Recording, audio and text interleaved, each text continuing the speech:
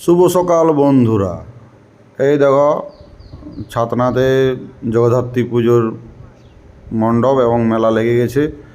যদিও আকাশ ভারী হয়ে আছে, চারিদিকে কাদা পেচপেচানি, তার মধ্যেই মায়ের আগমন। এটা বাসুলি মন্দির, ছাতনা বাসুলি মন্দিরের পাশেই হয় জগদ্ধাত্রী পুজোটা। এখানে মেলাও হয়, 10 দিন ধরে মেলা। তো বাড়ি আনার জন্যে প্রস্তুত, ঢাক বাজছে। এদিকে মেলার জন্যে প্রস্তুতি চলছে। তো যারা যারা ছাতনার আশেপাশে থাকো, উপভোগ করো জগদ্ধাত্রী পুজো।